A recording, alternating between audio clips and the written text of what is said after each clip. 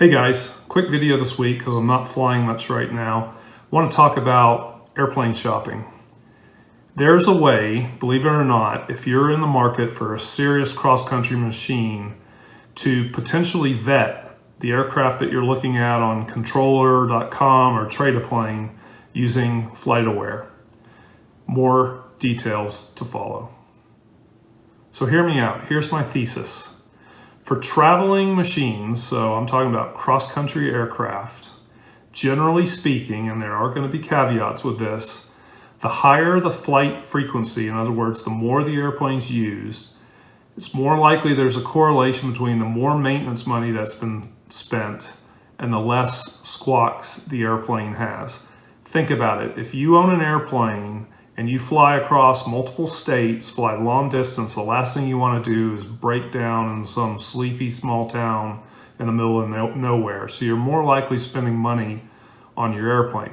So if you're shopping for an airplane and there was a way for you to try to see what airplanes you're looking at are actually flown long distance regularly, that would be useful information for you, wouldn't it? Well, FlightAware has that information. To this, here is a highly utilized airplane that crashed. A Piper Arrow that crashed in Florida, killed 2 guys. It was probably flown a couple 100+ hours a year and the wing spar failed. But that's a training airplane. I'm talking about how can you screen out airplanes that are owner-flown airplanes as your cross-country airplane of choice. So use some common sense and use FlightAware as part of your shopping toolkit. So here's what I would do. There's 3 things that you can glean from FlightAware if you're screening through airplanes on Trade a Plane or controller.com, etc. First of all, look when the airplane last flew. And notice the title, I say, when was the last observed flight? And I've underlined observed. Remember, some airplanes, the transponder may not be upgraded to ADS-B yet, or may not have been on, etc. But again, use common sense here. But here's my airplane. If my airplane was for sale and you were looking at it, the airplane last flew a week ago.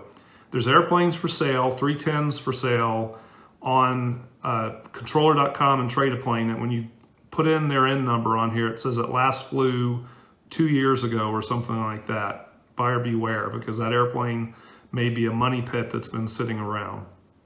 Number 2, look at the frequency of flights. Again, my airplane, I'm flying the heck out of it. It's flying 110 hours plus a year. I've already flown 25 hours this year since the annual was completed in end of February. So look at the frequency of the flights. Is it being used a lot?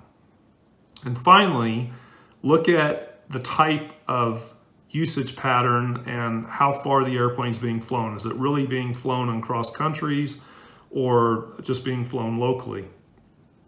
So again, and the caveat with this is if you're looking for a Mooney or a 210 or Bonanza as a real serious cross-country machine, this is what I would concentrate on. So the left panel is my airplane. I'm using it for long trips going from Texas to Colorado. Here's a flight from Houston all the way out to the Big Bend region. That was a 2.5 hour flight, or actually 3-hour flight, this flight. And then the panel on the right is an airplane that I just searched for off of Trade a Plane that looked to me like it hasn't been flying. It looks like a money pit, old avionics, etc. And you can see that it's, it has multiple of these flights. It's been flying pretty regularly, but it's just been going around the pattern. So it makes me kind of suspect that that's probably not the airplane that I would want to buy if I wanted to buy something that didn't need a lot of money thrown at it. So there's probably a reason potentially why this person isn't flying this airplane on long distance. But again, use common sense. There's caveats. Maybe they lost interest, or they don't have the money, or they need to sell it. Who knows? But again, if you're looking for a serious cross-country airplane, find a plane that's been flying and been flying long distances. It's probably less likely to have a bunch of issues. As a little bonus, if you want to know if the autopilot's working in the airplane you're looking at online for sale, FlightAware is a fantastic resource for that. And for me, And for you, if you're looking for a cross-country airplane, an autopilot is a big deal. You really need a functional autopilot. Here's my airplane, the last flight I took from Kerrville to West Houston.